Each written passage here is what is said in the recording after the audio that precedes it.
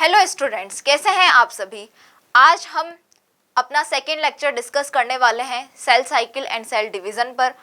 Last lecture में हमने देखा था कि इंटरफेस को हमने 3 पार्ट्स में डिवाइड किया था, G1, S और G2। वहाँ पे आपको बहुत अच्छे से समझ में आया था कि किस तरह से डीएनए कंटेंट के डबल होने से पहले क्या क्या चेंजेस आते हैं एक सेल के अंदर, कौन कौन सी चीज़ का फॉर्मेशन होता है। हमने देखा डीएनए आरएनए का फॉर्मेशन होता है, वहाँ पे एमिनो एसिड्स का फॉर्मेशन होता है। काफ़ी सारी चीज़ें एक सेल के अंदर डिवीज़न से पहले चेंज होती हैं, यानी कि सेल जो है आपका वो खुद को डिवाइड होने से पहले काफ़ी सारी चीज़ें अपने अंदर बनाता है। जैसा कि मैंने आपको बताया था कि एक पेरेंट सेल से क्या होने वाला है बेटा, एक डॉटर सेल का फॉर्मेशन होगा। तो डॉटर सेल का फॉर्मेशन, एक पेरेंट अपनी डॉटर की शादी करने से पहले काफ़ी सारी चीज़ों की प्रिपरेशन करते हैं। तो उसी तरीके से क्या हो रहा था कि वहाँ पर जो सेल है वो भी अपने आप को तैयार कर रही थी। तो इंटरफेस होपफुली आपको बहुत अच्छे से समझ में आया होगा और उसके नोट्स तो आपने बना ही लिए होंगे, ऐसा मेरा मान के चलना है। और शायद मैं आप लोगों के बारे में गलत भी नहीं सोचती हूँ।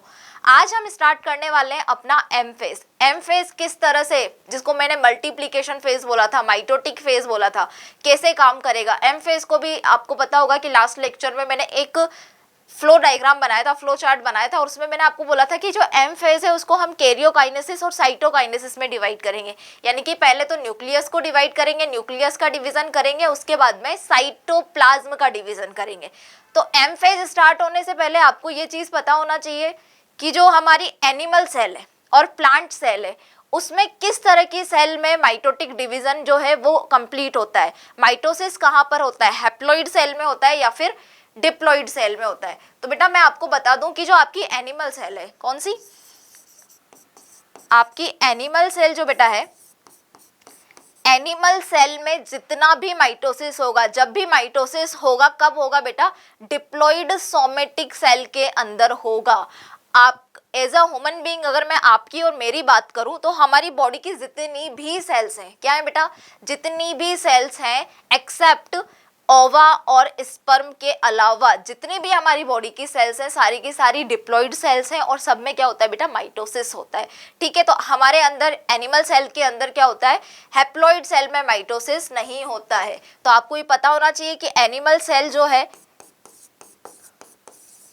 डिप्लॉइड सोमेटिक सेल के अंदर ही, किसके अंदर बेटा, डिप्लॉइड सोमेटिक सेल के अंदर ही क्या होगा, आपका माइटोसिस होगा।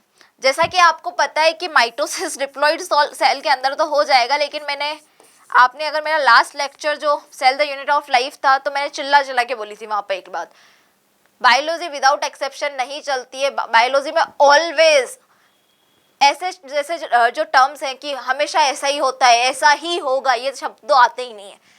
तो बायो के अंदर माइटोसिस, मैंने जैसे बताया कि एनिमल सेल के अंदर डिप्लॉइड सोमेटिक सेल में क्या होगा, माइटोसिस होगा।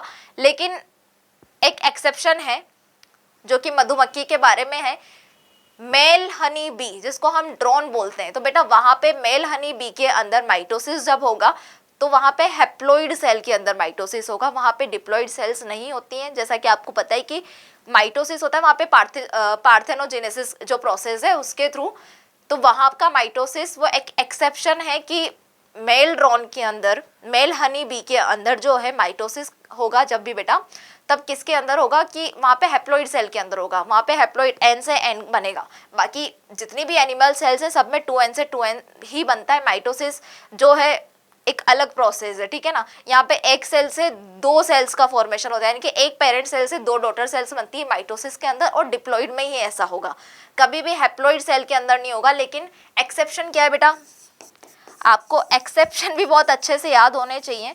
एक्सेप्शन है आपका मेल हनी बी, यानी कि ड्रोन की हम बात कर रहे हैं। तो ड्रोन क्या होता है, यहाँ पे हैप्लॉइड होता है क्योंकि इसमें पार्थिनोजेनेसिस के प्रोसेस के थ्रू माइटोसिस होता है बेटा यहाँ पे। तो यहाँ पे हैप्लॉइड सेल जो है एक्सेप्शन है, ये आपको बस इतना सा ध्यान रखना है। अब अगर मैं प्लांट सेल की बात करूँ, किसकी बात करूँ बेटा, प्लांट सेल की अगर मैं बात करूँ तो आपकी जो प्लांट सेल है, प्लांट सेल के अंदर ऐसा मतलब कंफर्म नहीं है। कंफर्म इज दैट मीन कि फिक्स नहीं है कि हमेशा डिप्लॉइड सेल में ही माइटोसिस होगा, हैप्लॉइड में नहीं होगा। प्लांट सेल के अंदर हैप्लॉइड और डिप्लॉइड दोनों तरह की सेल्स प्रेजेंट होती हैं, जिनमें क्या होता है बेटा, माइटोसिस का प्रोसेस होता है। आपने देखा होगा कि जिम्नोस्पर्म्स, एंजियोस्पर्म्स, टेरिडोफाइट्स जो है, वहां पर जनरली जो माइटोसिस हो रहा है वो डिप्लॉइड सेल में, लेकिन ब्रायोफाइट्स की बात करूँ तो हैप्लॉइड सेल की है। क्यों? क्योंकि बेटा वहाँ का प्रोसेस अलग है। जब आप प्लांट किंगडम अगर आप ड्रॉपर हो, पढ़ के आए हो, तो आपको बहुत अच्छे से पता होगा। अब वहाँ पे क्या होता है, ये सब कुछ हम प्लांट किंगडम वाले चैप्टर नंबर 3 में देखेंगे, बहुत डिटेल में देखेंगे। आप जब लाइफ साइकिल पढ़ोगे ब्रायोफाइट्स की, जिम्नोस्पर्म्स की, एंजियोस्पर्म्स की, तो आपके जितने भी डाउट हैं वो क्या होंगे, क्लियर हो जाएंगे वहाँ पे। तो ये यहाँ पे ध्यान रखना है कि प्लांट सेल के अंदर जो माइटोसिस होता है बेटा, वो किसके अंदर, हैप्लॉइड और डिप्लॉइड दोनों सेल्स के अंदर होता है। और ये चीज़ आपकी एनसीईआरटी की बुक में दी भी हुई है लास्ट पैराग्राफ में, एमफेज स्टार्ट होने से पहले, तो ध्यान रख लेना। ये इसीलिए दी हुई है ताकि तुम्हें कंफ्यूजन ना हो, माइटोसिस कहाँ होता है, डिप्लॉइड में होता है, हैप्लॉइड में होता है। वरना पता चले मैम ने तो सब कुछ बताया था, बस डिप्लॉइड हैप्लॉइड क्या था वो नहीं था। डिप्लॉइड हैप्लॉइड ये भी बोल देती हूँ मैं, 2n, यानी कि ये n जो है नंबर ऑफ सेल्स है, तो 2n प्लॉइडी लेवल बता रहा है, सॉरी नंबर ऑफ सेल्स नहीं, प्लॉइडी लेवल बता रहा है। 2n जहां पर भी है डिप्लॉइड है, और सिंगल n आ रहा है यानी कि हैप्लॉइड है। तो ये हैप्लॉइड और डिप्लॉइड का कार्यक्रम है। इसको अभी हम मियोसिस माइटोसिस जब भी पढ़ रहे हैं तो बहुत अच्छे से देख लेंगे। तो चलो हम अब स्टार्ट करते हैं बेटा, क्या हमारा एमफेज। लेकिन उससे पहले हम एक छोटा सा फ्लो चार्ट देख लेते हैं, जैसे कि हम इंटरफेज अभी कंप्लीट करके आए। इंटरफेज में ये 2n 2c क्या था, ये पहले ही मैं तुम्हें समझा देती हूँ, क्योंकि तुम आगे इसको लेकर बहुत कंफ्यूज होने वाले हो। इस चैप्टर का दुख बहुत बड़ा है, तुम्हारा खत्म नहीं होने वाला इस चैप्टर का दुख। क्यों नहीं होने वाला है? क्योंकि मैम बोलने के लिए तो 4 पेज का चैप्टर है, लेकिन इसमें इतनी सारी चीज़ें याद रखनी होती हैं कि इतने सारी फेजेस हैं, इतनी सारी स्टेजेस हैं। ठीक है, माइटोसिस तो इजी है, मियोसिस थोड़ा और डिफिकल्ट पड़ता है, क्योंकि वहाँ पे और ज़्यादा स्टेज जो है वो इंक्रीज हो जाती है। प्रोफेज की 5-5 स्टेज आने वाली है। तो कहाँ पे याद करें, कहाँ 2n है, कहाँ 2c है, कहाँ 4c है, कहाँ पे क्रोमेटिड गायब हो रहे हैं, कहाँ पे क्रोमेटिड जो कंडेंस हो रहे हैं, हमें कुछ समझ में ही नहीं आ रहा है। तो तुम्हें वो समझ में आ जाएगा। पहले इंटरफेस को थोड़ा सा समझ लो। इंटरफेस में बेटा हमने देखा था क्या थे, वहाँ पे क्रोमेटिड फाइबर्स थे। क्रोमेटिड फाइबर्स प्रेजेंट थे इंटरफेस के जीवन में, जीवन जब स्टार्टिंग हुआ था।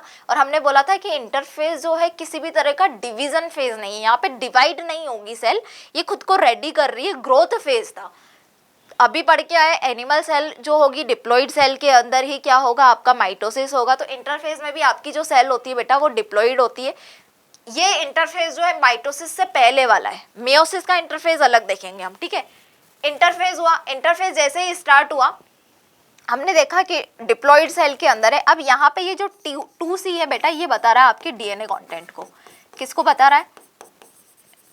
डीएनए कंटेंट को ये समझा रहा है, ठीक है। तो जीवन में क्या हुआ था, डीएनए का कंटेंट डबल नहीं हुआ था, वहां पे सिंगल सिंगल ऐसे पतले पतले धागे, जैसे हमने सिंगल सिंगल क्रोमेटिड देखे थे। क्रोमोसोम तो मैं उसको बोलूंगी नहीं, क्रोमोसोम बोलना गलत होगा।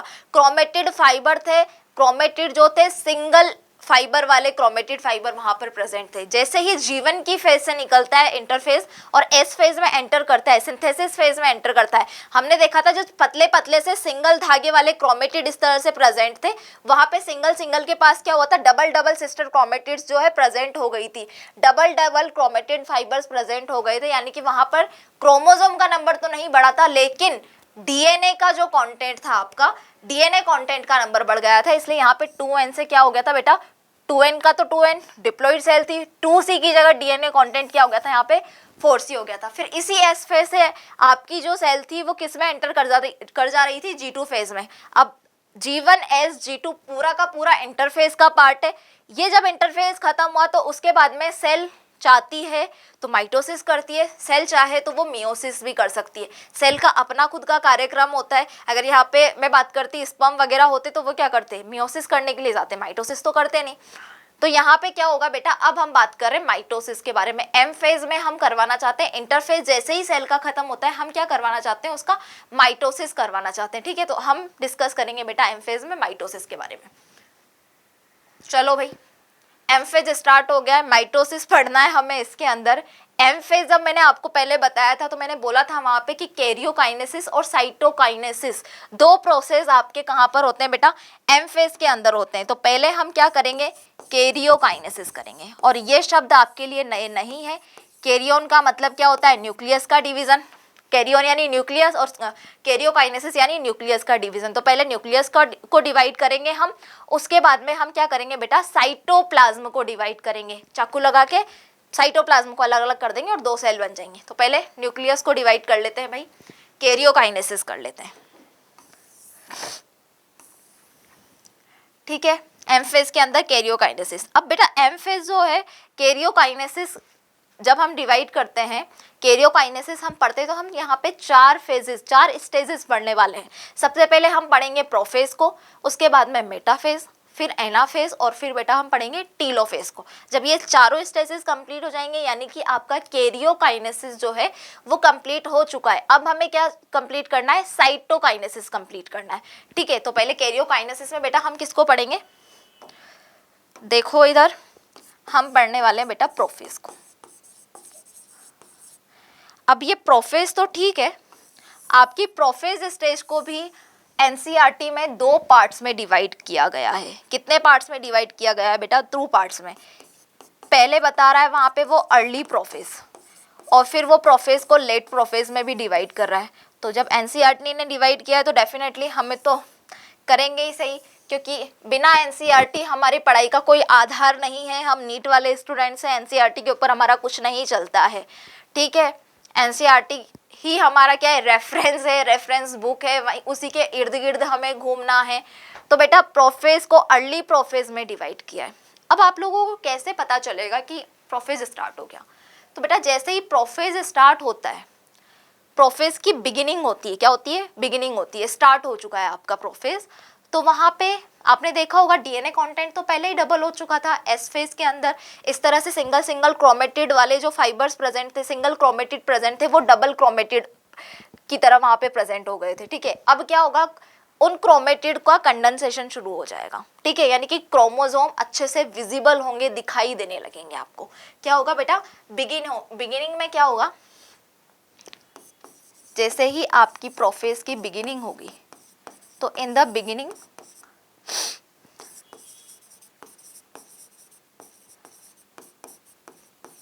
कंडेंशन ऑफ क्रोमोसोम स्टार्ट हो जाता है बेटा, ठीक है। स्टार्टिंग में हम देखेंगे, मतलब पूरी तरह से नहीं होगा बेटा। यहाँ पे अर्ली प्रोफेज की बात करें, प्रोफेज को मैंने अभी बताया आपको 2 पार्ट्स में डिवाइड करना है, अर्ली प्रोफेज में और लेट प्रोफेज में। तो अर्ली प्रोफेज में मैंने क्या बोला है, जैसे ही प्रोफेज स्टार्ट होता है वहाँ पे क्या होता है, क्रोमोसोम का कंडेंशन जो है वो शुरू हो जाता है। क्रोमोसोम का कंडेंशन शुरू हुआ है, कंप्लीट नहीं बोला मैंने कि कंप्लीट हो जाता है।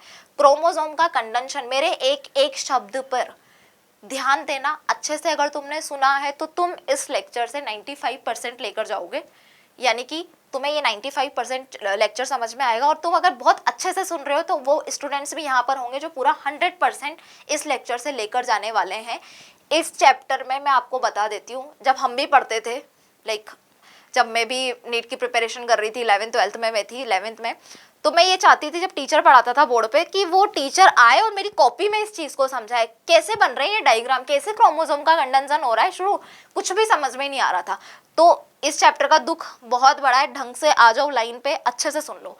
तो मैंने क्या बोला है, क्रोमोसोम का कंडेंशन जो है ना वो स्टार्ट हुआ है, खत्म नहीं हुआ है, कंप्लीट नहीं हो गया है। कंडेंशन जो है क्रोमोसोम का स्टार्ट हो गया है।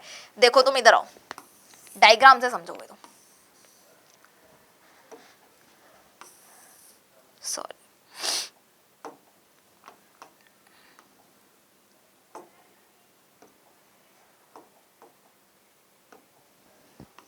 ये देखो इस तरह से आपके सेल्स, हम क्या प्रकार प्रकार गोले वोले साथ में लेके अपने को चलना है।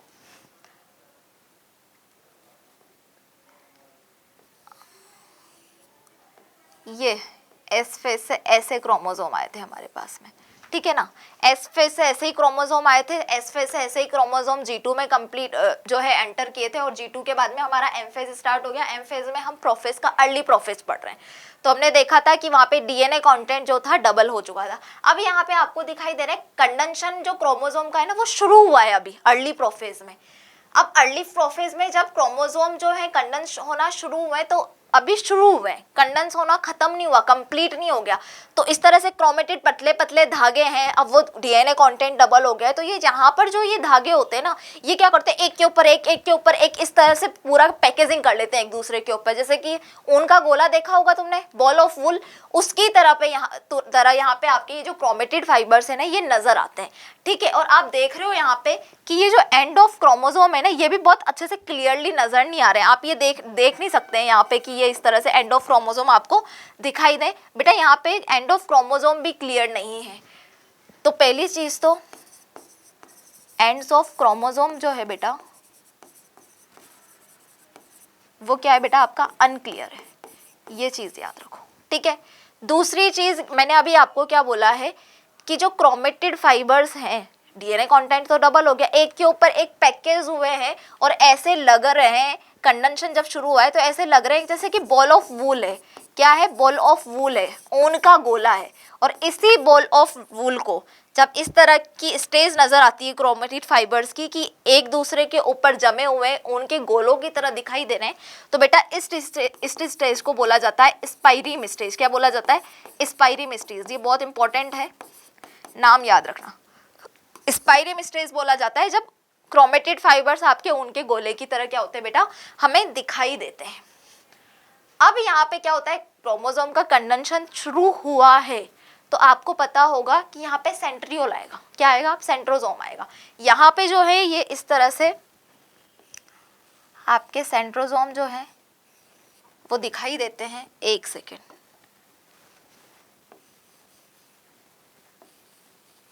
क्यों, क्योंकि स्पिंडल फाइबर्स भी तो बनाने बिट्टू हमें।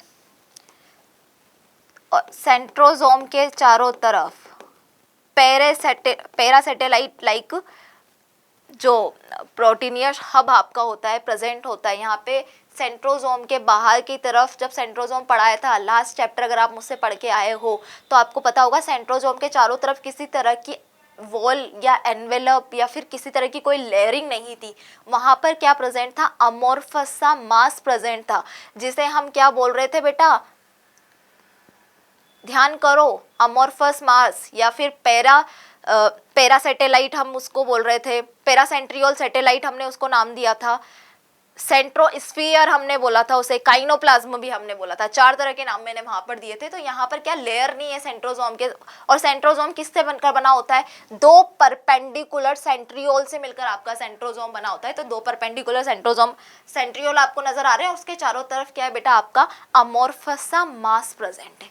अब इस अमोर्फस मास, ये बाहर की तरफ जो ये अमोर्फस मास प्रेजेंट है बेटा, इस अमोर्फस मास से क्या होता है, इस तरह से कुछ एस्ट्रल रेज, इस तरह से एस्ट्रल रेज नजर आती है बेटा, इस तरह से एस्ट्रल रेज निकल रही है, ठीक है, एस्ट्रल रेज निकल रही है। तो अब इधर ध्यान देना, कुछ शब्द हैं जो बहुत ध्यान से रखने हैं आपको। ये सेंट्रोसोम अंदर की तरफ और इसके बाहर क्या प्रेजेंट है बेटा, एस्ट्रल रेज प्रेजेंट है, एस्ट्रल रेज प्रेजेंट है। इस सेंट्रोसोम और एस्ट्रल रेज को मिलाकर क्या बोलते हैं बेटा, हम एस्टर बोलते हैं। एक सेकेंड,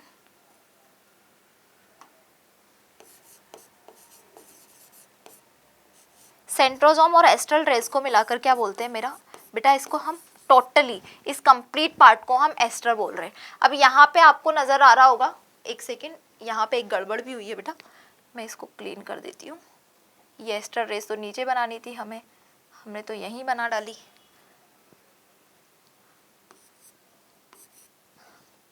हम तो उसको कहाँ घुसा जा रहे हैं, जहाँ हमें नहीं बनाना था। ये तो चीज अलग हो गई ना बच्चा। तो एस्ट्रल रेज, मैंने क्या बोला, सेंट्रोसोम और एस्ट्रल रेज को मिलाकर हम एस्टर बोल रहे हैं। अब एक सेल के अंदर, ये कंप्लीट एक सेल है, ठीक है, एक सेल के अंदर आपको नजर आ रहे हैं, एक तो ये एस्टर है और एक दूसरा ये एस्टर है। कितने एस्टर प्रेजेंट है बेटा, 2 एस्टर प्रेजेंट है। कितने, 2 एस्टर, यानी कि 1 पेयर ऑफ एस्टर बोल सकती हूँ मैं इसको, 1 पेयर ऑफ एस्टर प्रेजेंट है। और इसी 1 पेयर ऑफ एस्टर को क्या बोला जाता है बेटा, माइटोटिक अपैरेटस बोलते हैं। क्या बोलते हैं, माइटोटिक अपैरेटस। अब अब तुम सोच रहे होंगे ये एस्टर वेस्टर तो ठीक है मैम, ये एस्टर का काम क्या है, आगे करने क्या वाला है ये एस्टर, ठीक है। एक सेल के अंदर दो एस्टर यानी कि one pair of aster present होते हैं और इसी वन पेयर ऑफ एस्टर को माइटोटिक एपेरेटस बोलते हैं। इसी एस्टर से जो एस्ट्रल रेज है, सेंट्रोसोम से एस्ट्रल रेज निकली अमोर्फस मास से, इसी एस्ट्रल रेज जिसको हमने एस्टर बोला है, इनसे क्या होगा बेटा, आगे जाके स्पिंडल फाइबर का फॉर्मेशन होगा, तभी तो वो स्पिंडल फाइबर अटैच होंगे वहां पर। जब मैंने सेंट्रोसोम बताया था तभी मैंने बोला था ये जो अमोर्फस मास है, ठीक है, जिसको हम पैरासेंट्रियोल सैटेलाइट बोल रहे हैं बेटा, इसी से जाके आगे जाके क्या होता है, स्पिंडल फाइबर अटैच होते हैं, यही बोला था मैंने, ठीक है। तो स्पिंडल फाइबर अटैच होंगे तो ये माइटोटिक एपेरेटस जो है बेटा, ये टर्म भी आपके लिए बहुत इंपॉर्टेंट है, ये भी आपको क्या करनी है, याद करनी है। अब मैंने ये बात की है पूरी की पूरी अर्ली प्रोफेज में। कहाँ बात की है, अर्ली प्रोफेज में। अभी प्रोफेज स्टार्ट हुआ है, क्रोमोसोम का कंडेंस शुरू हुआ है, जिसमें हमने देखा कि एंड ऑफ क्रोमोसोम क्लियरली हमें नहीं नजर आ रहे हैं, क्रोमेटिड फाइबर्स उनके गोले की तरह प्रेजेंट है, जिसको हमने स्पाइरिम स्टेज नाम दिया है, और यहाँ पे क्या बन गई है बेटा, हमारी एस्टर बन गई है। अभी प्रोफेज खत्म नहीं हुआ, प्रोफेज शुरू हुआ है। तो जब प्रोफेज शुरू हुआ है तो प्रोफेज खत्म भी होगा। तो अर्ली प्रोफेज में तो हमने देख लिया क्या होने वाला है। अब हम देखते हैं कि लेट प्रोफेज में क्या होगा। किसमें बेटा, लेट प्रोफेज में क्या होगा। तो जब प्रोफेज खत्म होने वाला है, प्रोफेज वाला स्टेज खत्म होने वाला है, लेट प्रोफेज में क्या होगा, स्टार्टिंग में हमने देखा था बिगिनिंग हुई है कंडेंशन ऑफ क्रोमोसोम की। तो यहाँ पे क्या होता है, जो आपका क्रोमोसोम जो है उस वो पूरी तरह से कंप्लीटली कंडेंस्ड हो जाता है, ठीक है। तो आपको क्या बोलना है बेटा,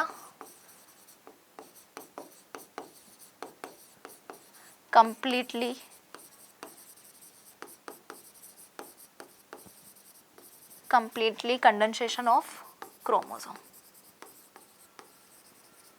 ठीक है। क्रोमोसोम का कंप्लीट कंडेंसेशन हो गया।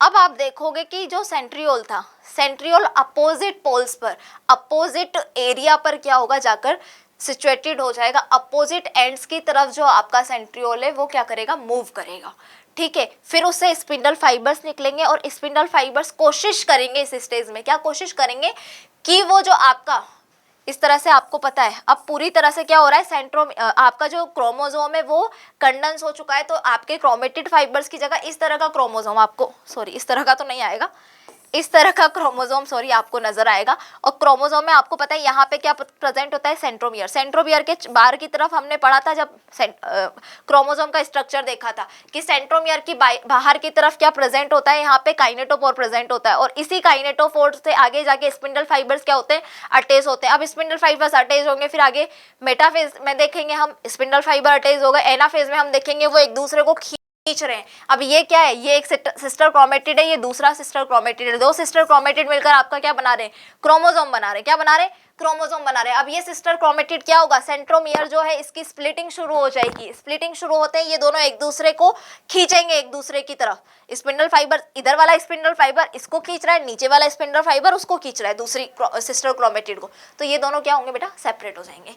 तो ये कैसे होंगे, ये तो बाद की बात है, पहले तुम ये समझ लो कि क्रोमोसोम का कंडेंसन क्या होता है बेटा, कंप्लीट हो चुका है। किसमें, लेट प्रोफेज में कंप्लीट होता है, अर्ली प्रोफेज में कंप्लीट नहीं होता। ये चीज पहली तो आपको पता होनी चाहिए।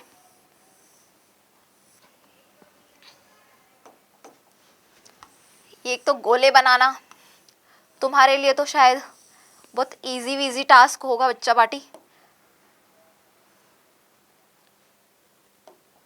ग्रीन दिखाई देगा, चलो रेड बना देते हैं इसको, ठीक है।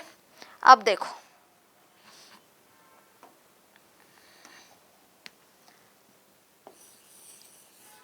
ये आपके क्रोमोसोम का क्या हुआ बेटा, कंडेंशन कंप्लीट हो गया, इसलिए आपके क्रोमेटिड फाइबर कंप्लीटली क्रोमोसोम में कन्वर्ट हो चुके हैं। क्रोमोसोम क्लियरली यहाँ पे दिखाई दे रहे हैं तुम्हें, ठीक है ना। क्रोमोसोम का कंडेंशन कंप्लीट हुआ तो क्रोमोसोम की ये जो सिस्टर क्रोमेटिड है वो प्रॉपर्ली शो हो रही है। ऊपर क्या होगा बेटा, मैंने दूसरी चीज बोली कि यहाँ पे जो ये सेंट्रियोल था, ये सेंट्रियोल क्या होगा, अपोजिट पोल्स की तरफ मूव करेगा और इससे क्या होंगे बेटा, स्पिंडल फाइबर्स का फॉर्मेशन भी हो जाएगा। तो स्पिंडल फाइबर्स का फॉर्मेशन हो गया बेटा, ठीक है। स्पिंडल फाइबर का फॉर्मेशन हुआ है, सेंट्रियोल जो है अपोजिट एंड्स की तरफ मूव हुए हैं। अभी स्पिंडल फाइबर से आपके क्या क्रोमोसोम का जो सेंट्रोमियर होता है वो अटैच नहीं हुआ है। क्या हुआ है? अटैच नहीं हुआ है। देख लो, मैंने ऊपर तक बना के छोड़ा है स्पिंडल फाइबर्स को, इनसे अटैच नहीं करवाया, क्योंकि हम पढ़ रहे हैं अभी लेट प्रोफेज। क्या पढ़ रहे हैं हम? लेट प्रोफेज पढ़ रहे हैं। तो एक तो कंप्लीटली कंडेंशन ऑफ क्रोमोसोम बेटा खत्म हो जाएगा यहाँ पर। दूसरी चीज, centriole moves to opposite poles,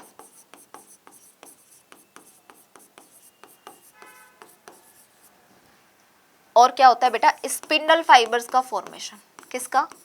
spindle fibre formation. Spindle fibre का क्या हो जाता है यहाँ पे? फॉर्मेशन हो जाता है।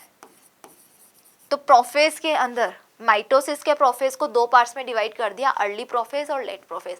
अर्ली प्रोफेज में कंडेंशन शुरू हुआ है, तुमने जैसे ही देखा कंडेंशन कंप्लीट हो गया है क्रोमोसोम का, तो तुम समझ जाओ कि प्रोफेज हो गया भैया, यहाँ पे प्रोफेज हो गया। स्पिंडल फाइबर का फॉर्मेशन तुम्हें नजर आ जाए, यानी कि प्रोफेज स्टेज हो चुका है, खत्म होने वाला है। सेंट्रियोल जो है आपको कहाँ पर? अपोजिट पोल्स की तरफ जो है मूव करते हुए क्या होंगे? नजर आ जाएंगे। तो ये सब कुछ होता है बेटा लेट प्रोफेज के अंदर। उसके अलावा एक और चीज यहाँ पे होती है जो कि बहुत इंपॉर्टेंट है। ये सब कुछ तो हो ही जाता है, लेकिन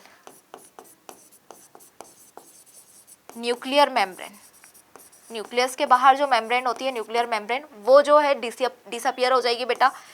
साथ में गोल्जी, ER, ये सब क्या होते हैं बेटा? डिसअपियर हो जाते हैं यहाँ पे। ये चीज भी ध्यान रखने की बात है। अब यहाँ पे डिसअपियर आपको न्यूक्लियर मेम्ब्रेन होती ही नजर आएगी, लेकिन कंप्लीटली डिसअपियर नहीं होगी। कंप्लीटली डिसअपियर कहाँ होगी बेटा? मेटाफेज में जाके कंप्लीटली डिसअपियर होगी। ये चीजें यहाँ से गायब हो जाएंगी, स्पिंडल फाइबर का फॉर्मेशन होगा, और क्या होगा? आपके क्रोमोसोम कंडेंस होना, कंप्लीटली क्रोमोसोम का कंडेंस कंप्लीटली आपको दिखाई देगा। इसलिए आपको वो जो पहले इस तरह से ये जो दिखाई दे रही थी सिस्टम, डीएनए कंटेंट बढ़ गया था पहले तो एस फेज में। एस फेज से पहले तो हमने देखा था इस तरह से क्रोमेटिड फाइबर्स प्रेजेंट थे जीवन में। जीवन से एस में जैसे ही गया था, क्रोमेटिड फाइबर्स क्या हुए थे? एक क्रोमेटिड फाइबर्स की जगह दो क्रोमेटिड फाइबर्स आपको दिखाई दिए थे। इसलिए डीएनए का कंटेंट क्या होता बेटा? वहां पे डबल हो गया था। शब्दों पे जाना, बहुत अच्छे से सुनना, और साथ में नोट्स को भी देखते जाना। ठीक है, तो लेट प्रोफेज कंप्लीट हो गया, यानी कि अर्ली प्रोफेज और लेट प्रोफेज दोनों से मिलकर आपकी जो प्रोफेज स्टेज थी माइटोसिस की, वो पूरी तरह से कंप्लीट हो चुकी है। अब हम बोल रहे हैं बेटा क्या स्टार्ट हो रहा है? आपका मेटाफेज। प्रोफेज के बाद में आता है हमारा मेटाफेज। अब मेटाफेज में क्या होगा? मेटाफेज में जो होगा उसका पहले हम क्या बनाते हैं बेटा? डायग्राम बनाते हैं, ताकि सिर्फ लिखाने का काम रहे।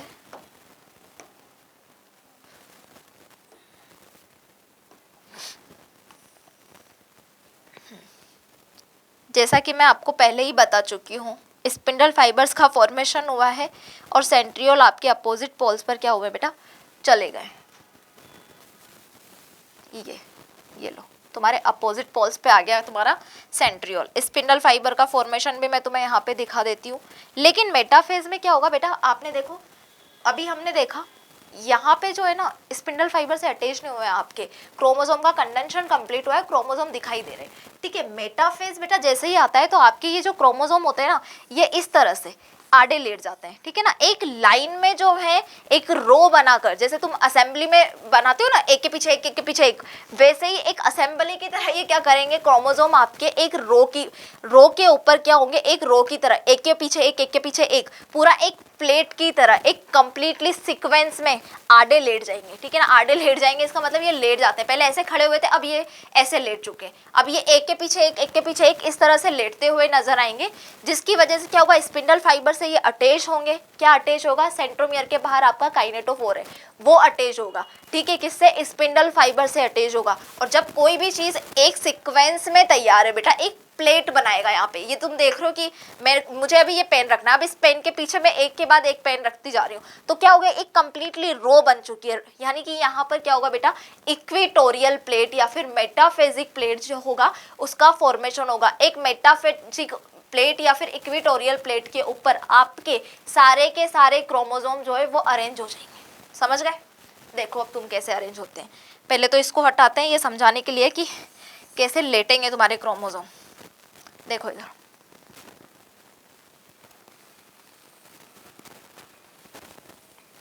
ये एक क्रोमोसोम, ये दूसरा, ये यहाँ मैं 3 ही बता रही हूँ। तुम्हें पता है एक सेल के अंदर 46 क्रोमोसोम प्रेजेंट होते हैं। क्या प्रेजेंट होते हैं?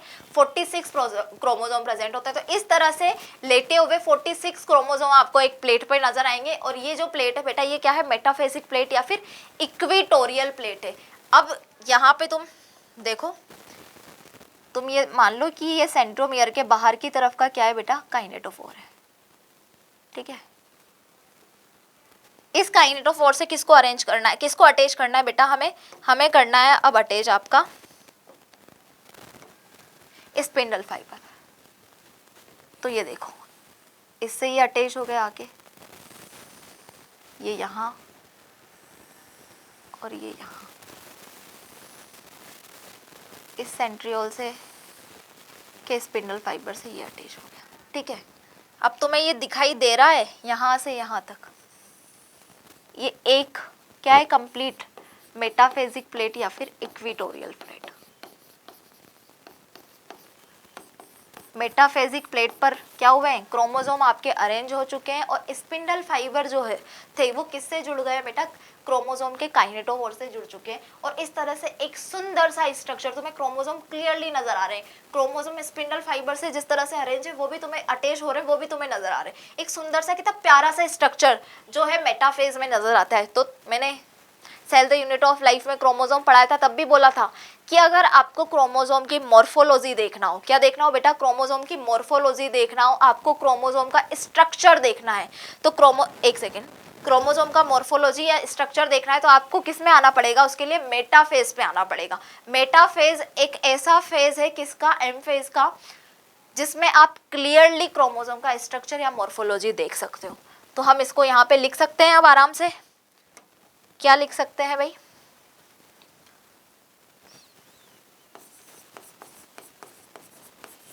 Spindle fibre attached to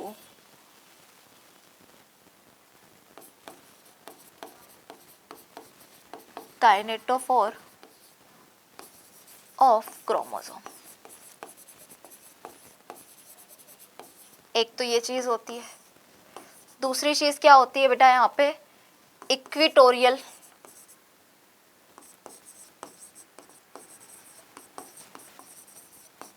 plate आपको दिखाई दे रही है। ठीक है ना, इक्विटोरियल प्लेट होती है जिसपे क्या होता है? इक्विटोरियल प्लेट पर अरेंज होते हैं आपके क्रोमोसोम। ठीक है, 46 क्रोमोसोम है, ये भी तुम्हें बहुत अच्छे से पता है। इक्विटोरियल प्लेट हो गई बेटा, स्पिंडल फाइबर से अटैच होता है। और तीसरी चीज कि अगर आपको मॉर्फोलॉजी या स्ट्रक्चर देखनी है, किसकी? क्रोमोसोम की, वो कहाँ पे आपको नजर आती है बेटा? वो आपको नजर आती है मेटाफेज। मेटाफेज वाले स्टेज में आपको क्या होती है बेटा? नजर आती है। अब मेटाफेज के बाद में आता है बेटा आपका एनाफेज। तो अब तुम देख रहे हो, मैं पहले तुम्हें यहाँ पे समझा देती हूँ। अब स्पिंडल फाइबर से अटैच हो चुके हैं, ठीक है। अब आपका ये जो क्रोमोसोम है 2 सिस्टर क्रोमेटिड से मिलकर बना होता है। तो अब इधर वाला जो स्पिंडल फाइबर है, इधर वाला स्पिंडल फाइबर एक सिस्टर क्रोमेटिड को इसकी तरफ खींचेगा। ये वाला स्पिंडल फाइबर जो है, जो नीचे की तरफ सेंट्रियोल से जुड़ा हुआ है, ये एक सिस्टर क्रोमेटिड को नीचे की तरफ खींचेगा। तो अब जो नेक्स्ट स्टेज होगी मेटाफेज के बाद में, जो एनाफेज है, उसको मैं यहीं पे समझा रही हूँ डायग्राम, और लिख के दोबारा नेक्स्ट पेज पे समझाने वाली हूँ। लेकिन यहाँ पे देखो तुम, अब ये ऊपर की तरफ खींचता हुआ जाएगा, ये नीचे की तरफ खींचेगा। तो आप देख रहे हो बीच में ये सेंट्रोमियर से अटैच होते हैं ना भाई, तुम्हारे क्रोमोसोम इस तरह से जुड़ा होता है। ये यहाँ पे सेंट्रोमियर है, इस सेंट्रोमियर से अटैच है 2 आपकी सिस्टर क्रोमेटिड। तो अब ये सिस्टर क्रोमेटिड जब एक दूसरे से दूर दूर जा रही है, तो इसका मतलब जो आपका सेंट्रोमियर है उसकी क्या हो रही है बेटा? स्प्लिटिंग हो रही है। और क्रोमेटिड फाइबर्स, सिस्टर क्रोमेटिड जो थी, फाइबर बोलना गलत होगा, क्रोमेटिड जो है बेटा वो क्या होता है? टुवर्ड्स द पोल या फिर अपोजिट पोल्स की तरफ क्या करेंगे बेटा? मूवमेंट करेंगे। और ऐसा क्या होगा, कहाँ पर होगा?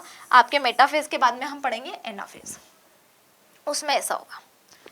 तो नेक्स्ट स्टेज बेटा ये है आपका एनाफेज। अभी समझा के निपटे हैं, डायग्राम देख लो पहले तुम, ताकि तुम्हारी बुद्धि में बैठ जाए वो।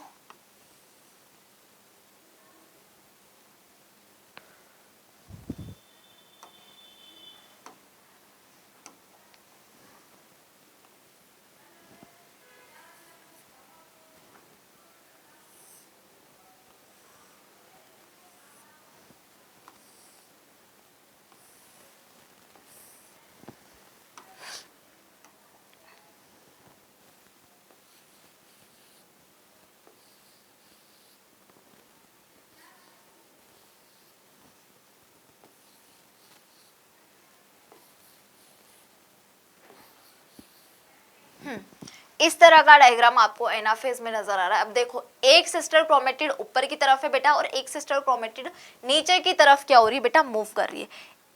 एक स्पिंडल फाइबर्स इसको इस सेंट्रियोल की तरफ खींच रहा है और एक स्पिंडल फाइबर ऊपर वाला जो है इसको ऊपरले सेंट्रियोल की तरफ क्या कर रहा है, खींच रहा है। तो एनाफेज में क्या होगा बेटा, एनाफेज में ये होगा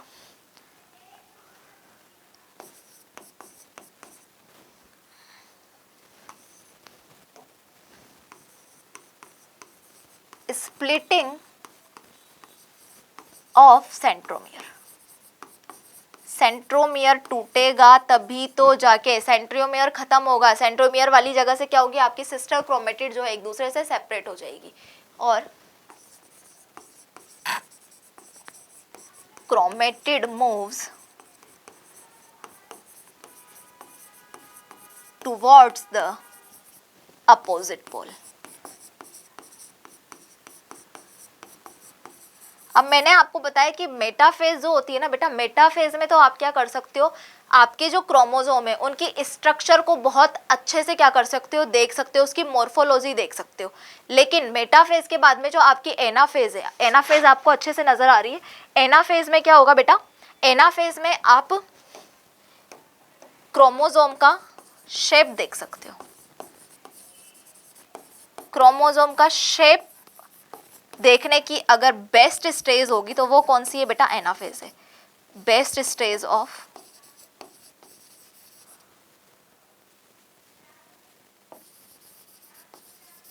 शेप देखने के लिए अगर कोई बेस्ट स्टेज है तो बेटा वो कहाँ पे है, वो है एनाफेज के अंदर है।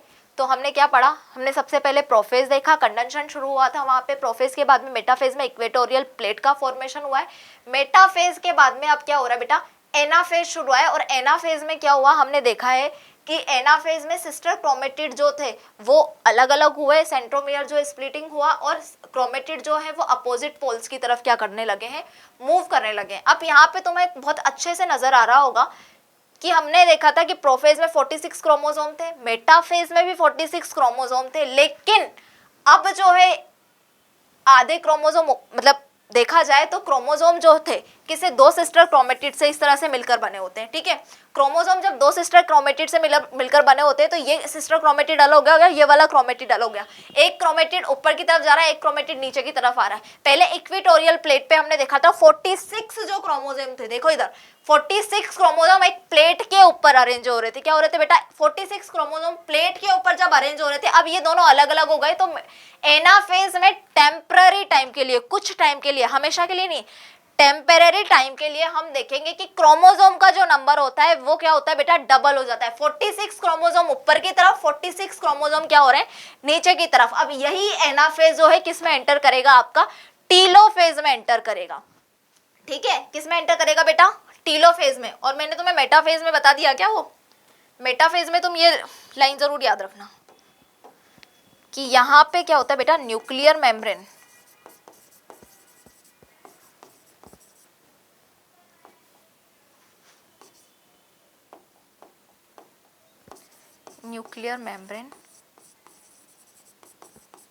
कंप्लीटली डिसअपियर होती है,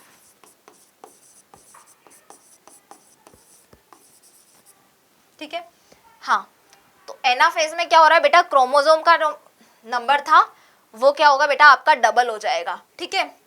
अब देखो लास्ट में हम बात करते हैं किसकी, टीलोफेज की।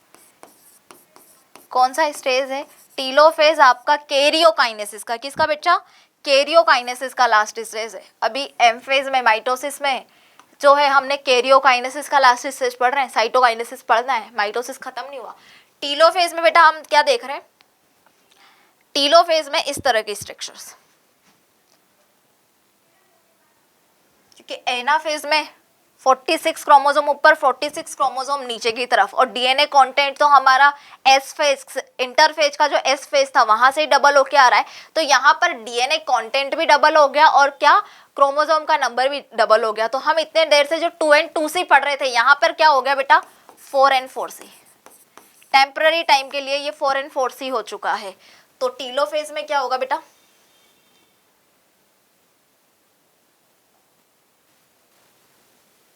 पहले तो डायग्राम बनाना होता है भाई, ये बड़ा भारी वाला दुख है, बोल दो मैम, आपको तो क्या ही दुख है, दुख तो हमसे पूछो क्या होता है, इतना कुछ पढ़ना भी तो होता है हम लोगों को, है ना बच्चा।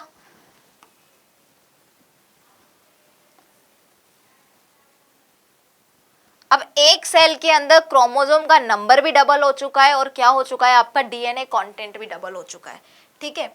इस तरह का स्ट्रक्चर नजर आएगा अब आपको।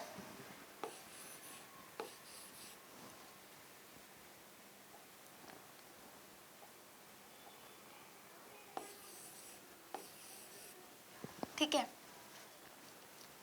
अब टीलोफेज में क्या होने वाला है भाई, टीलोफेज में एक तो चीज तुम्हें ये याद रखनी है कि आपका जो क्रोमोसोम होता है, क्या बेटा, क्रोमोसोम, वो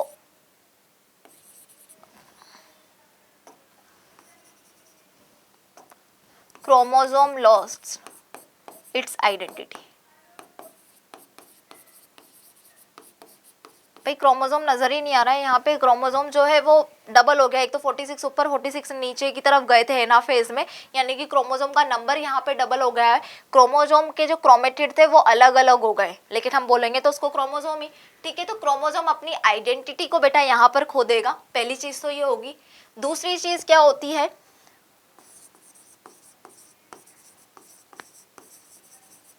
क्रोमोसोम का प्रोफेज में क्या हो रहा था, कंडेंशन हो रहा था, यहाँ पे डी कंडेंशन होगा, क्रोमोसोम स्टार्ट डी कंडेंसेशन।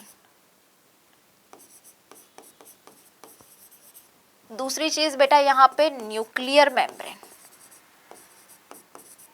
क्योंकि न्यूक्लियस को ही डिवाइड करना था पहले हमने कैरियोकाइनेसिस में, गोल्जी ER ये क्या होंगी बेटा, फिर से रीअपियर होंगी, दोबारा से बनने लग जाएंगी। क्या क्या बताया बेटा मैंने टीलोफेज में, टीलोफेज में एक तो क्रोमोसोम अपनी आइडेंटिटी को खो देगा, क्रोमोसोम जो है डिकंडेंसेशन शुरू कर देगा, और न्यूक्लियर मेम्ब्रेन गोल्जी ER जो है रीअपियर होने लगेंगी। क्यों, क्योंकि अब न्यूक्लियस की नीड है, एक सेल के अंदर आपका डीएनए कंटेंट था वो डबल हो चुका है, क्रोमोसोम का नंबर डबल हो चुका है, यहाँ पर भी 4N4C रहेगा, क्रोमोसोम का नंबर यहाँ पे डबल हो चुका है। अगर मैं कंप्लीट सेल की बात करूँ तो 4N4C है, ठीक है। अब जैसे न्यूक्लियर मेम्ब्रेन यहाँ पर बनना शुरू होगा, कैरियोकाइनेसिस जब खत्म होने वाला है टीलोफेज के लास्ट स्टेज में, तो न्यूक्लियर मेम्ब्रेन स्टार्ट होगा, तो एक न्यूक्लियस में 46 क्रोमोसोम चले जाएंगे, दूसरे न्यूक्लियस में क्या होगा, 46 क्रोमोसोम चले जाएंगे। ये कंप्लीटली एक सेल में अब क्या है, दो दो न्यूक्लियस बनने वाले हैं, एक न्यूक्लियस के पास 46 क्रोमोसोम, दूसरे न्यूक्लियस के पास 46 क्रोमोसोम, क्योंकि अगर एक ही सेल के में इस तरह से 92 क्रोमोसोम का नंबर डबल हो गया है ना, अब डीएनए कंटेंट का तो नंबर डबल था ही सही, इस तरह से घूमते रहेंगे तो कितनी सारी परेशानियां हो सकती हैं भाई, कितनी सारी जो मैं बोलूँ आपको डिजीज भी हो सकती हैं, उसके अलावा ये तो काम गड़बड़ हो जाएगा मतलब यहाँ पर। तो न्यूक्लियर मेम्ब्रेन ER गोल्जी वगैरह बनना शुरू हो जाएगी, तो जैसे ही साइटोकाइनेसिस शुरू होने से पहले कैरियोकाइनेसिस था वो खत्म होने वाला है, खत्म हो चुका है टीलोफेज में। तो अब क्या करना है हमें, हम यहाँ से बीच में से बेटा लगा देंगे चाकू। अब एक सेल से क्या बन जाएंगी, आपकी दो सेल बन जाएंगी, एक सेल में 46 क्रोमोसोम, दूसरी सेल में 46 क्रोमोसोम, डीएनए का कंटेंट आधा आधा हो जाएगा, यानी कि जितनी मात्रा की हमें नीड होती है, जितनी क्वांटिटी की हमें नीड है, वो दो सेल्स में प्रॉपर इक्वली डिवाइड हो जाएगी। तो इस तरह से क्या होगा, हमारी बॉडी के अंदर या फिर हमारी सेल के अंदर किसी भी तरह की ना तो डिजीज जो है वो डेवलप होगी, नहीं यहाँ पे जो कोई सिक्वेंस होता है वो गड़बड़ाएगा, ठीक है। तो ये टीलोफेज आपका खत्म हो चुका है। प्रोफेज, मेटाफेज, एनाफेज और टीलोफेज के साथ साथ हमने माइटोसिस का कैरियोकाइनेसिस खत्म किया है। क्या किया है, कैरियोकाइनेसिस। साइटोकाइनेसिस खत्म करेंगे, बट उससे पहले आप ये फ्लो चार्ट देखो, ये पूरा का पूरा माइटोसिस का फ्लो चार्ट है बेटा, और ये फ्लो चार्ट आपको अपने हाथों से बिना देखे बनाने की कोशिश करना है, क्योंकि जब तक आप अपने हाथ नहीं चलाओगे और हर चीज को कॉपी पेस्ट करते चले जाओगे तो इस चैप्टर में तुम रोते रह जाओगे। ये बहुत क्लियरली मैं तुम्हें बता रही हूँ। प्रोफेज आप देख रहे हो कि प्रोफेज में ये बेटा ऊपर वाली स्टेज जो है वो अर्ली प्रोफेज की, ये लेट प्रोफेज की है। यहाँ पे जो आपका क्रोमोसोम है वो कंडेंस होना शुरू हुआ है, यहाँ पे स्टार्ट हुआ है, और यहाँ पे प्रोफेज के लेट प्रोफेज में वो कंडेंशन खत्म हो चुका होता है, स्पिंडल फाइबर्स बन जाते हैं आपके, और जो सेंट्रियोल है आपका वो अपोजिट पोल्स पे मूव करने लग जाता है। तब तक यहाँ पर क्या होता है, डिप्लॉइड सेल होती है। दूसरी चीज डीएनए कंटेंट जो है वो 2C रहता है, ठीक है। मेटाफेज में क्या होता है, ऐसा का ऐसी चीज यहाँ पर आएगी, क्योंकि मेटाफेज में जनरली ज्यादा कुछ चेंज नहीं होता, जो स्पिंडल फाइबर से वो काइनेटोपोर से अरेंज होने की कोशिश करते हैं और इक्विटोरियल प्लेट का फॉर्मेशन होता है।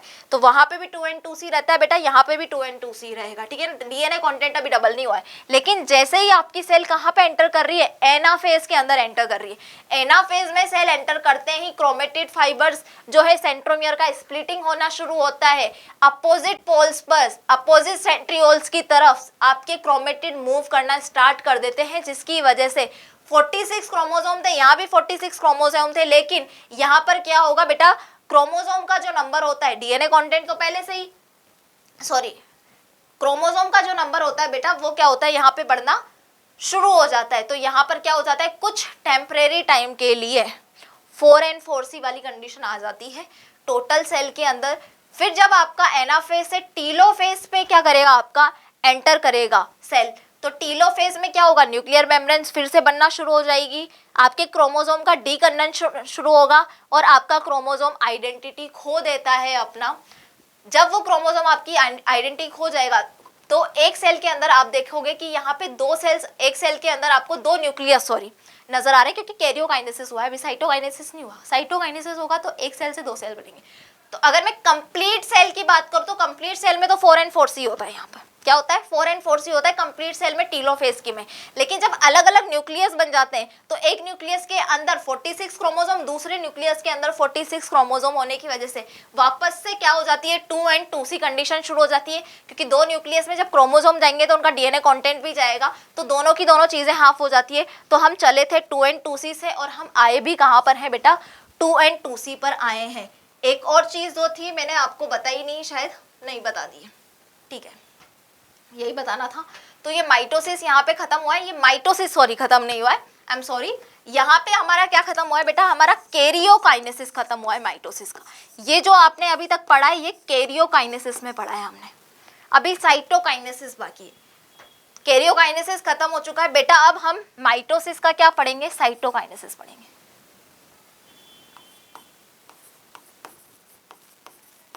साइटोकाइनेसिस का मतलब तुम्हें पता है, साइटोप्लाज्म का क्या होना, डिवाइड करना। अब ये जो साइटोप्लाज्म डिवाइड होता है वो एनिमल सेल और प्लांट सेल दोनों में ही होगा। तो एनिमल सेल और प्लांट सेल में साइटोकाइनेसिस प्रोसेस है वो दोनों अलग अलग तरीके से चलता है। सबसे पहले तुम देखो, किसकी बात कर रही हूं मैं, एनिमल सेल की, और प्लांट सेल दोनों में साइटोकाइनेसिस यानी कि साइटोप्लाज्म जो डिवाइड करेगा, साइटोप्लाज्म का डिवीजन ये अलग अलग तरीके से होगा। एनिमल सेल में जो साइटोप्लाज्म का डिवीजन होता है बेटा, उसमें क्या होती है, खांचे बनती है, सेल फरो का फॉर्मेशन होता है एनिमल सेल के अंदर, खांचे बनना शुरू होती है, और खांचे जब बनती है तो अंदर की तरफ खांचे बनती जाती है और सेल डिवाइड हो जाता है। प्लांट सेल में खांचे वाचे कुछ नहीं बनती है, एनिमल सेल जैसा कुछ भी काम नहीं होता है। प्लांट सेल के अंदर क्या होता है बेटा, सेल प्लेट का फॉर्मेशन होता है। किसका होता है, सेल प्लेट का फॉर्मेशन होता है, और यहाँ पे क्या होता है, साइटोप्लाज्म का डिवीजन इस तरह से होता है। तो सबसे पहले हम बात कर लेते हैं किसके अंदर, एनिमल सेल के साइटोप्लाज्म के अंदर सेल फरो का फॉर्मेशन हुआ, ठीक है। तुम्हें बेटा यहाँ पे ध्यान से देखना है, इजी बहुत है, लेकिन तुमने कुछ भी मिस किया और तुम गए।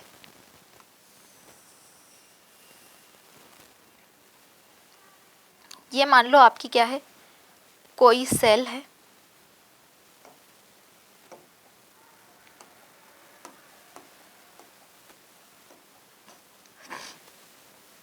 तो सेल फरो का फॉर्मेशन होना है, ठीक है।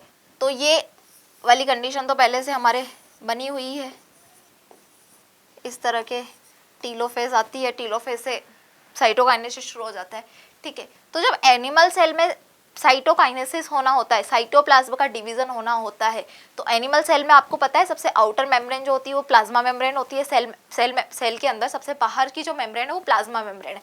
सेल वॉल जैसा तो यहाँ पे कुछ नहीं होता। तो प्लाज्मा मेम्ब्रेन की जो अंदर की तरफ है ना बेटा, यहाँ पे इस तरह से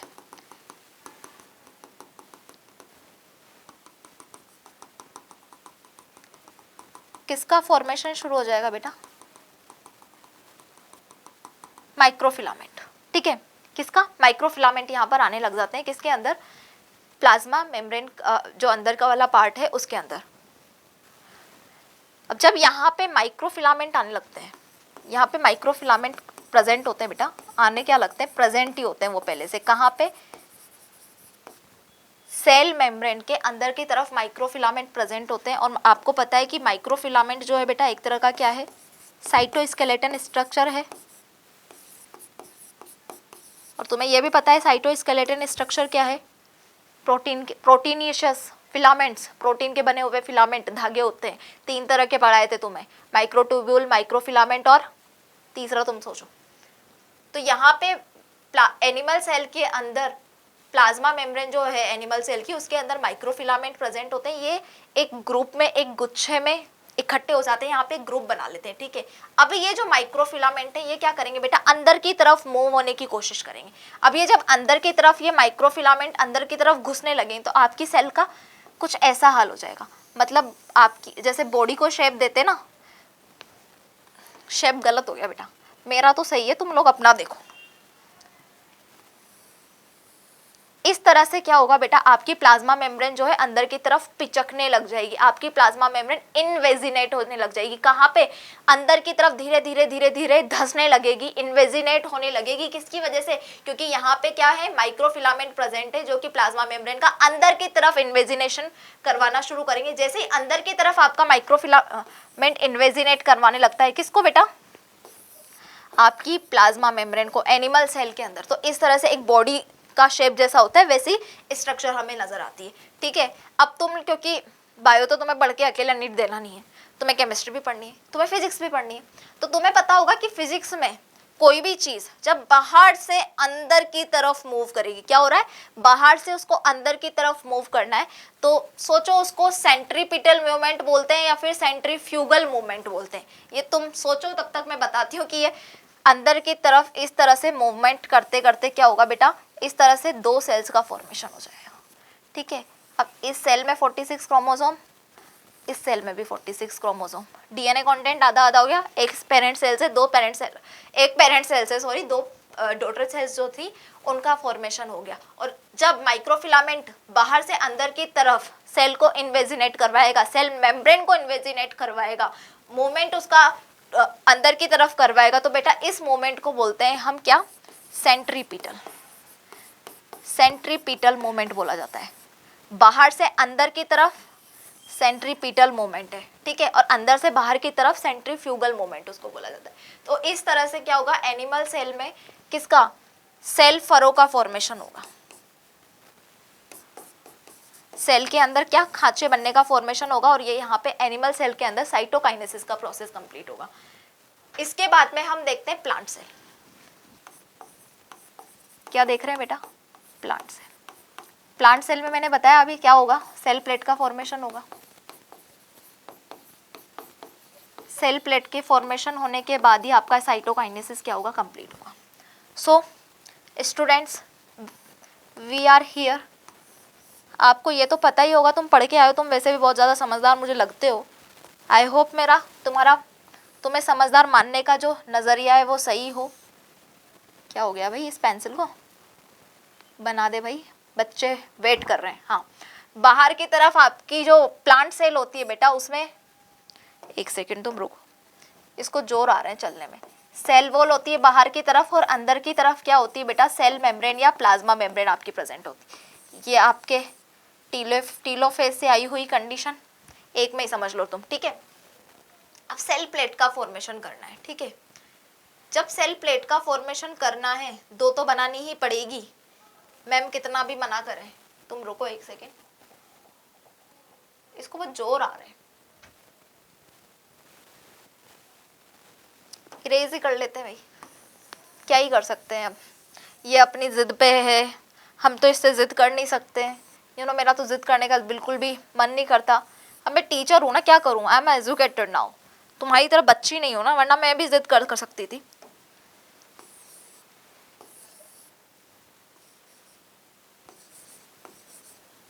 ये देखो, ये क्या है बेटा, आपका सेल वॉल, ये क्या है, सेल मेम्ब्रेन, ठीक है। अब तुम ये देखो, plasma membrane sorry plant cell में मेरे को क्या करना है, सेल प्लेट का फॉर्मेशन करना है। तो यहाँ पर ठीक है, प्लांट सेल के अंदर यहाँ पर बीच में इस तरह से बेटा क्या प्रेजेंट होता है, फ्रेगमोप्लास्ट प्रेजेंट होता है। अब तुम्हें याद आ रहा हो तो बहुत अच्छी बात है। क्या बोला बेटा मैंने, फ्रेगमोप्लास्ट। अब तुम ये सोचो व्हाट इज फ्रेगमोप्लास्ट। फ्रेगमोप्लास्ट क्या होता है बेटा, कॉम्प्लेक्स होता है किसका, गोल्जी का, साथ में ER एंड माइक्रोट्यूब्यूल।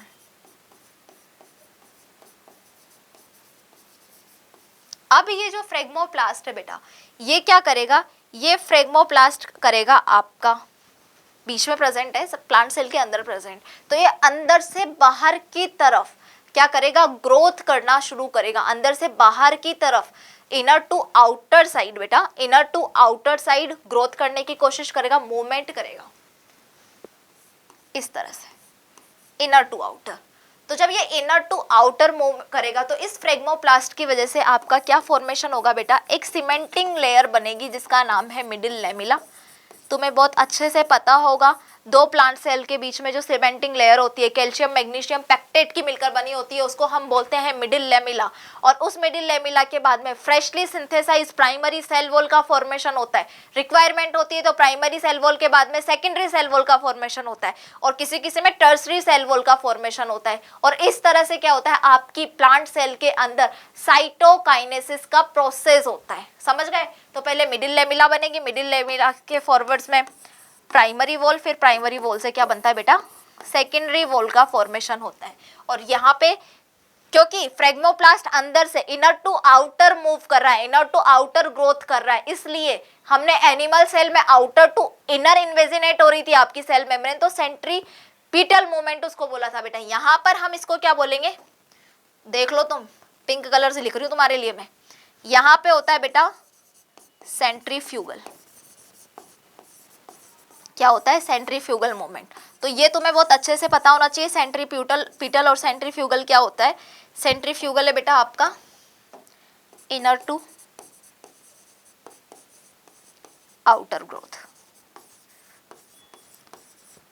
तो प्लांट सेल, एनिमल सेल में हमने देख लिया, पहले कैरियोकाइनेसिस हम समझ चुके हैं, प्रोफेज, मेटाफेज, एनाफेज, टीलोफेज से आपकी कंप्लीट हो रही थी। उसके बाद में हमने क्या देख लिया है, हमने हमारा साइटोकाइनेसिस देख लिया है। एनिमल सेल में सेल फरो के वहाँ पे खांचे बन रही है, फ्यूरो बन रहा है, और यहाँ पर जो है प्लांट सेल के अंदर सेल प्लेट का फॉर्मेशन कैसे होता है, ये भी हमने देख लिया कि क्या हो रहा है। अब तुम सोचो जरा, इफ इज देयर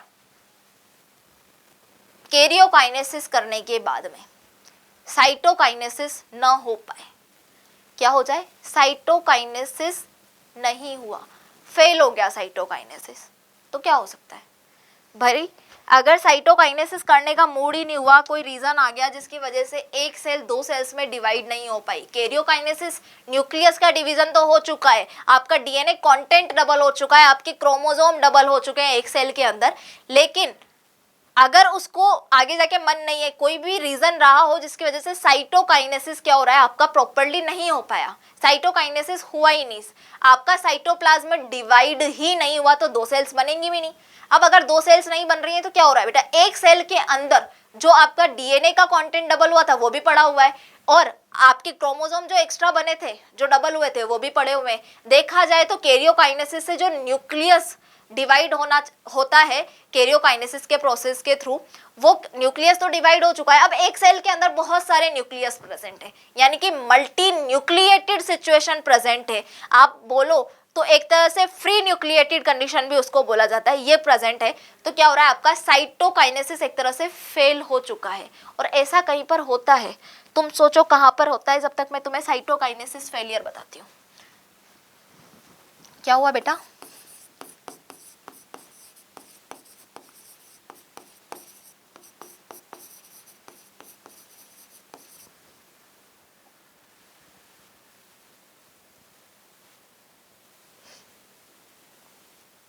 अच्छा, ऐसी बात है। इसी स्लाइड को कॉपी कर लिया जाए तो क्या होगा,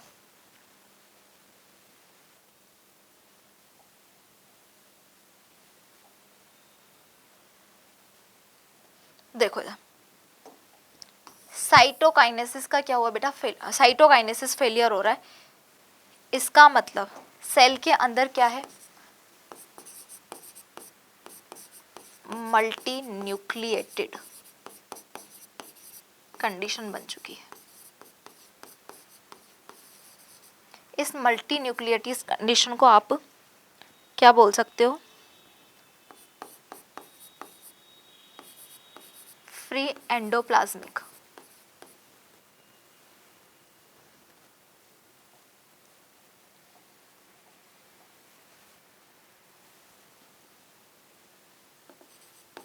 फ्री न्यूक्लिएटेड कंडीशन भी बोल सकते हो, या फिर आप इसको क्या बोल सकते हो बेटा, फ्री एंडोस्पर्म कंडीशन भी है ये।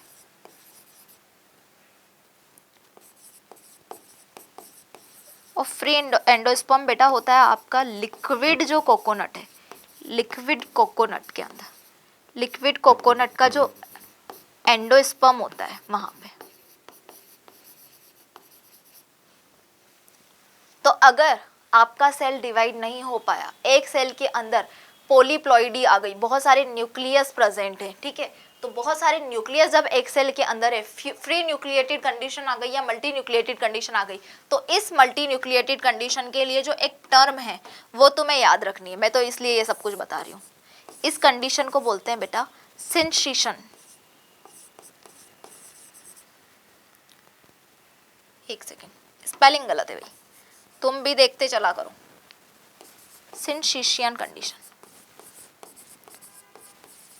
और ऐसी सिंशिशियन कंडीशन कहाँ पे नजर आती है बेटा, जो आपका कोकोनट होता है, लिक्विड कोकोनट वाटर जो होता है, उसके अंदर आपको फ्री न्यूक्लिएटेड कंडीशन या फिर मल्टी न्यूक्लिएटेड कंडीशन नजर आएगी।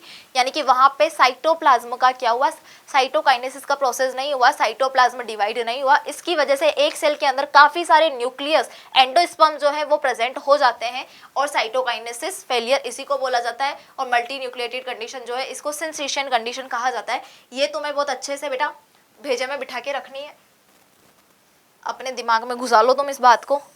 अब साइटोकाइनेसिस का फेलियर भी हो गया, कैरियोकाइनेसिस खत्म हो गया, हमारा साइटोकाइनेसिस खत्म हो गया। अब जो हमने इतनी देर से भेजा पच्ची की है, क्या पढ़ा था हमने, माइटोसिस।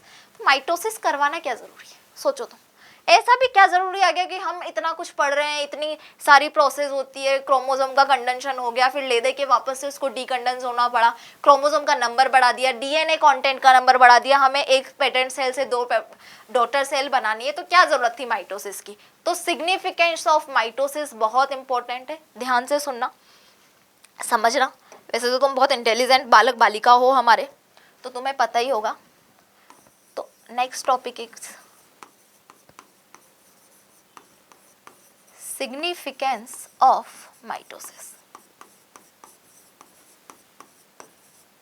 देखो, पहली चीज तो आपने देखा होगा, एक पेरेंट के अंदर 46 क्रोमोसोम होते हैं, और जब उस एक ही पेरेंट से 2 डॉटर सेल बन रही है, तो उन डॉटर सेल्स के अंदर भी, एक डॉटर सेल में 46 क्रोमोसोम, दूसरी डॉटर सेल में भी क्या है बेटा, आपकी 46 क्रोमोसोम प्रेजेंट है। यानी कि इक्वली डीएनए का कंटेंट एक पेरेंट से डॉटर सेल में जा रहा है। यानी कि देखा जाए तो क्लोन्स का फॉर्मेशन होता है। क्लोन का फॉर्मेशन किसकी वजह से होता है बेटा, माइटोसिस की वजह से होता है। तो आपके क्लोन बनते हैं, ठीक है, जिसमें भी क्या होता है, 46 क्रोमोसोम आपके प्रेजेंट होते हैं। दूसरी चीज, जितने भी मल्टी सेल्यूलर ऑर्गेनिज्म है, what is multi cellular organism, जो एक सेल से ज्यादा सेल्स से मिलकर बने होते हैं, यानी कि बहुत सारी सेल्स से मिलकर बने हुए ऑर्गेनिज्म को मल्टी सेल्यूलर ऑर्गेनिज्म बोलते हैं। तो अगर उनके अंदर सेल्स डिवाइड नहीं होंगी, ठीक है, कैरियोकाइनेसिस साइटोकाइनेसिस का प्रोसेस होने के बाद में माइटोसिस जो कंप्लीट होता है, अगर उनमें डिवीजन नहीं हुआ, साइटोकाइनेसिस कैरियोकाइनेसिस नहीं हुआ, तो एक सेल से 2 सेल नहीं बनी, तो आपकी मल्टी सेल्यूलर ऑर्गेनिज्म जो है वो शुरू से, आप और हम इतने बड़े बड़े पैदा नहीं हुए थे भाई, हम भी एक जाइगोट सिंगल सेल से मिलकर बने हुए ऑर्गेनिज्म है। उस एक डिप्लॉइड सिंगल सेल्स जो जाइगोट थी हमारी, उससे हमारा इतना बड़ा शरीर बन चुका है। यानी कि हम भी कहीं ना कहीं एक सिंगल सेल से ही अराइज हुए हैं, सिंगल सेल से ही हमारी इतनी बड़ी मल्टी सेल्यूलर ऑर्गेनिज्म वाली बॉडी बनी है। तो वो ग्रोथ हुई, एक सेल ने डिवाइड किया, 1 से 2 सेल बनी, 2 से 4, 4 से 8, 8 से 16, 16 से 32, इस तरह की सेल्स जब एक बॉडी के अंदर, एक ऑर्गेनिज्म के अंदर इंक्रीज हुई तो क्या हुआ बेटा, आपके मल्टी सेल्यूलर ऑर्गेनिज्म की ग्रोथ भी हुई। ठीक है, तो माइटोसिस की वजह से क्या होते हैं, मल्टी सेल्यूलर ऑर्गेनिज्म जो है वो ग्रोथ करते हैं। अब तुम कहीं पे साइकिल चला रहे थे, बचपन में चलाई होगी, अभी तो शायद तुम चलाते नहीं होंगे, तुम चला भी सकते हो, तुम महान हस्ती हो।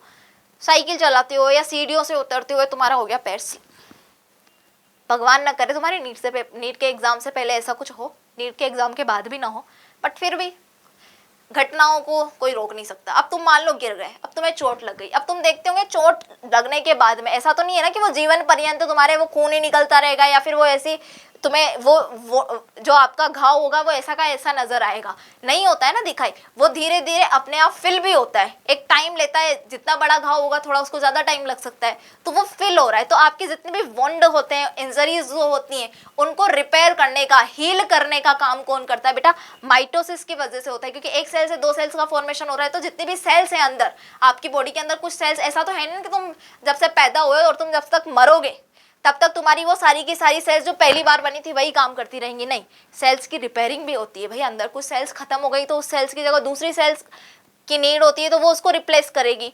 तो आपकी जितनी भी चोट वगैरह होती है, आपकी सेल की जो रिपेयरिंग है, रिकवरी है, वो सब कुछ किसकी वजह से होता है बेटा, माइटोसिस की वजह से होता है। तो इंजरी रिपेयर किसकी वजह से होती है बेटा, आपके माइटोसिस की वजह से होती है। आपकी सेल वॉल की रिपेयरिंग भी किसकी वजह से होती है बेटा, माइटोसिस करवा रही है। सेल की वॉल रिपेयर, यानी कि सेल वॉल की बात नहीं की है मैंने, जो प्लांट सेल के अंदर होती है, किसी भी सेल की बाहर की लेयर जो है, जब आपको लग चुकी है चोट वगैरह, तो उसको रिपेयर कौन कर रहा है बेटा, माइटोसिस कर रहा है। दूसरी चीज आपने देखा होगा कि अगर साइटोकाइनेसिस नहीं हुआ, यानी कि कंप्लीट साइटोकाइनेसिस अगर कंप्लीट नहीं हुआ, कैरियोकाइनेसिस हो गया, यानी कि माइटोसिस अभी इनकम्प्लीट है, तो जब आपकी एक सेल के अंदर क्रोमोसोम का नंबर बढ़ रहा है, डीएनए का कंटेंट बढ़ रहा है, गोल्जी, ईआर, न्यूक्लियर मेम्ब्रेन, जिस जिस चीज की उसको नीड होती है उन सबका नंबर बढ़ रहा है, तो एक सेल जो है कहीं ना कहीं वो स्ट्रक्चरली उसके अंदर साइटोप्लाज्म का नंबर बढ़ा, न्यूक्लियर जो चीजें आपको रिक्वायरमेंट है डीएनए वगैरह उसका नंबर बढ़ा, तो आप ये समझ रहे हो कि एक साइटोप्लाज्मिक रेशियो जो होता है एक सेल के अंदर वो इंक्रीज हो रहा है। ठीक है, आपकी सेल ग्रोथ कर रही है धीरे धीरे, उसको जिस चीज की ग्रोथ कर डिवाइड होने के लिए जिस चीज की नीड थी वो सारी उसने पहले स्टोर करी, उसके बाद में वो डिवाइड हुई। अगर ये माइटोसिस कंप्लीट नहीं होता है तो आपकी एक सेल के अंदर क्या होगा बेटा, जो साइटोप्लाज्मिक न्यूक्लियोसाइटोप्लाज्मिक जो रेशियो है वो पूरा का पूरा गड़बड़ हो जाएगा, तो उसको रीस्टोर करने का काम भी क्या कर रहा है आपका, माइटोसिस कर रहा है। सरफेस एरिया बढ़ जाता है आपका, कहीं ना कहीं वॉल्यूम बढ़ जाता है किसी भी चीज का, तो उसको भी मेंटेन करने का काम भी क्या करता है आपका, माइटोसिस करता है। तो आपका माइटोसिस क्या कर रहा है बेटा, रीस्टोर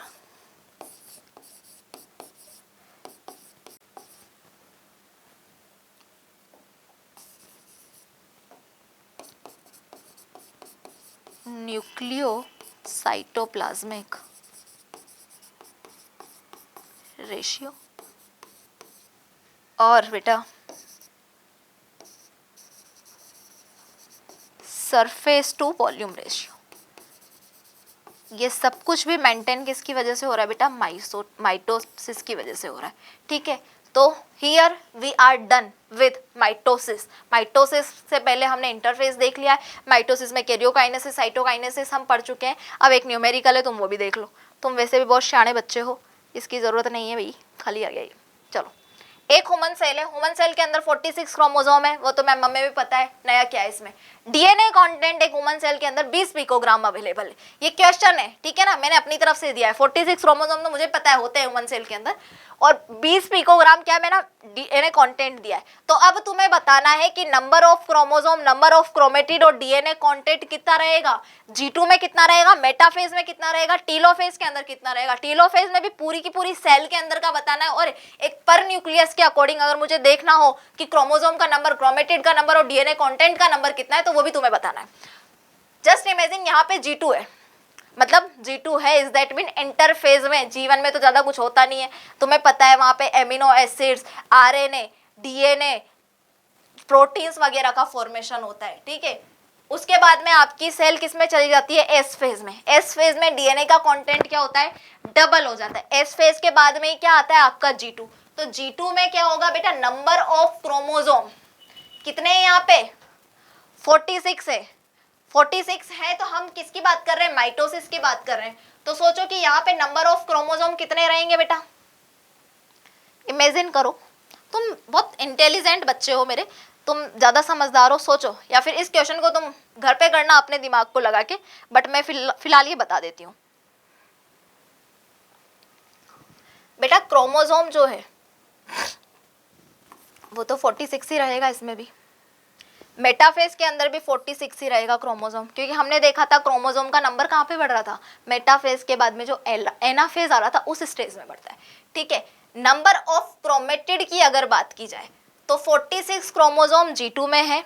अब आपने देखा होगा कि क्रोमोसोम का नंबर G1 में जो था वही एस फेज में जाता है, लेकिन यहाँ पे जो सिंगल थ्रेड वाले क्रोमोसोम प्रेजेंट होते हैं उसकी जगह पर क्रोमेटिड का नंबर डबल हो जाता है, किसमें, एस फेज में, इसलिए वहां पे डीएनए का कंटेंट भी डबल होता है।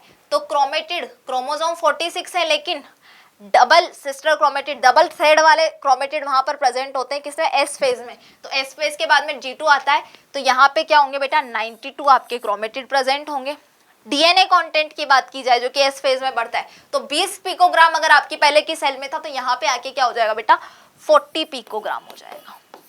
यही चीज मेटाफेज में होती है कि मेटाफेज में क्रोमोसोम का नंबर तो इक्वल रहता है, लेकिन यहाँ पे नंबर ऑफ क्रोमेटिड जो होते हैं वो क्या होंगे बेटा, 92 ही रहेंगे, और डीएनए का कंटेंट 40 पिकोग्राम ऊपर से शिफ्ट होता जाता है बेटा। अब देखो टीलोफेज में, जब एनाफेज में हमने देखा था क्रोमोसोम के का जो सेंट्रोमियर था वो स्प्लिट होने लग जाता है। स्प्लिट होने की वजह से क्रोमेटिड दोनों सेंट्रोमियर के अपोजिट पोल्स की तरफ पर एंट्री करने लग जाते हैं, जाने लग जाते हैं। तो कंप्लीट सेल की अगर मैं बात करूं तो कंप्लीट सेल के अंदर टीलोफेज में 46 इंटू 2, 46 ऊपर है, 46 नीचे की तरफ है, 92 क्रोमोसोम होते हैं। ठीक है, नंबर ऑफ क्रोमेटिड की बात की जाए तो वहां पे वो जो क्रोमोसोम है वो सेपरेट हो जाते हैं, तो नंबर ऑफ क्रोमेटिड भी 92 रहेगा, और कंप्लीट सेल में जो आपका डीएनए कंटेंट रहेगा वो भी 40 पिकोग्राम रहेगा बेटा। पर न्यूक्लियस की अगर मैं बात करूं, एक न्यूक्लियस की, तो पर न्यूक्लियस में 46 ऊपर की तरफ, 46 नीचे की तरफ है। ठीक है, तो एक न्यूक्लियस ऊपर है, एक न्यूक्लियस नीचे है, दो सेल्स बनेंगी टीलोफेज के बाद में, कैरियोकाइनेसिस हो रहा है, न्यूक्लियस का डिवीजन हो चुका है। तो एक न्यूक्लियस के अंदर बेटा 46 क्रोमोसोम रहते हैं, 46 नंबर ऑफ क्रोमेटिड वहां पे प्रेजेंट होता है, और DNA content 40 picogram S phase से चलता आ रहा था, तो अब आधा ऊपर की तरफ आधा नीचे की तरफ हो गया। तो यहाँ पे क्या होगा बेटा, पर सेल के अंदर, सॉरी पर न्यूक्लियस के अंदर 20 पिकोग्राम क्या होगा आपका, क्या होगा भाई, डीएनए का कंटेंट होगा। ये क्वेश्चन इस तरह के न्यूमेरिकल आ सकते हैं, अच्छे से दोबारा से समझना इसको।